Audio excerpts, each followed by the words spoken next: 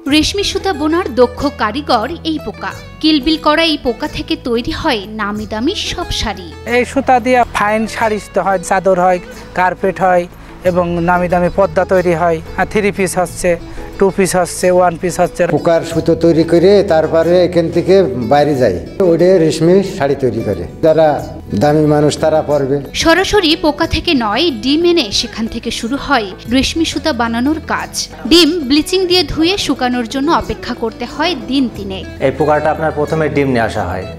এই ডিমটা প্রথমে ব্লিচিং দিয়ে ধোয়া হয়, ধুয়ে আপনার রেখে দেওয়া হয় শুকানোর জন্য 3 দিন। প্রথমে ডিম সাদা রঙের হলেও ফোটার সময়কালে এর রং হয় ধূসর, যা কালো কাপড় দিয়ে ঢেকে রাখা হয়। ওখান থেকে ওই যে পাতায় ডিমটা থাকে, ওই ডিমটা প্রথমে সাদা, যখন ফোটার সময় হয় ওইটা হচ্ছে ছাই কালার একটা রং আসে। পরে ওইটা হচ্ছে আপনার কাঠের ডালার ভিতর দিয়ে কালো কাপড় দিয়ে ঢেকে দেওয়া হয়। ঢেকে দেওয়ার পরে ওখানে ওই পোকাটা ফোটে আসে।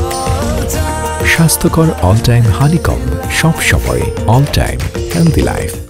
রেশম পোকার বয়স 20 দিন হলে রেশম পোকার ঠাঁই হয় বিশাল কক্ষে।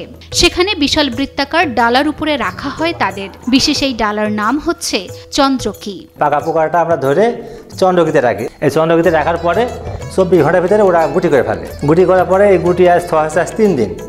3 দিনের পরে যে আমরা গুটি হচ্ছে আপনার ঝুরে ফেললাম। বিশেষ এই কক্ষের তাপমাত্রা সব সময় 26 থেকে 27 ডিগ্রির মধ্যে রাখতে হয়।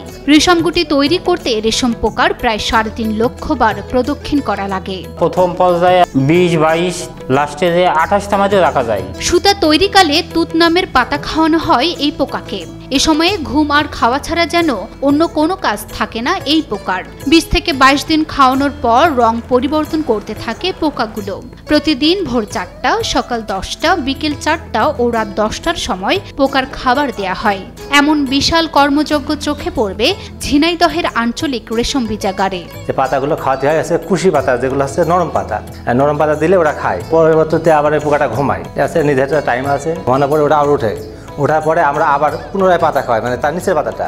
পাতার বিষয়টা আপনার ওখানে না গেলে বোঝানো যাবে না। এইভাবে আমরা আর কি 20 থেকে 22 দিন পর্যন্ত আমরা খাওয়াই। খাওয়ানোর পরে পোকাটা পাকা, মানে একটা রং আসে। পোকা থেকে গুটি বের হলে সেটা কেটে অথবা পানিতে ভিজিয়ে রেশমি সুতা ছাড়িয়ে নেওয়া হয়। এই গুটিগুলো আমরা ব্লেন্ডে কাটবো। কাটার পরে এই পোকা বাইর করবো। এরপর ভেতরে থাকা পুরুষ ও নারী থেকে আবার শুরু হয় ডিম তৈরির প্রক্রিয়া। পোকার ভিতরে পুরুষ এবং মহিলা আছে। আবার আমরা এগুলো বাছবো। বাছার পরে পুরুষ মহিলা দিয়ে আমরা একটা মানে সেকশন করার পরে ওরা আবার পুনরায় ডিম দিবে।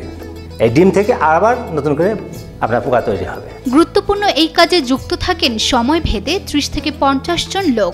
এক একজন দিন প্রতি মজুরি পান 450 টাকা। দেখেন শ্রমিক, দেখেন সিজনের উপরে চলে তো 30, 40, 50 সিজন, এক সিজনের উপরে খাটা হয়। তবে পার ডে সর্বক্ষণ 10-20 আছেই, এটা থাকে আর কি। পারিশ্রমিক এদের 450 টাকা করে দেওয়া হয়। ডিম থেকে শুরু করে বিভিন্ন ধাপ পেরিয়ে তৈরি হয় রেশম গুটি। এরপর এটি থেকে সংগ্রহ করা হয় অতি মূল্যবান রেশমি সুতা।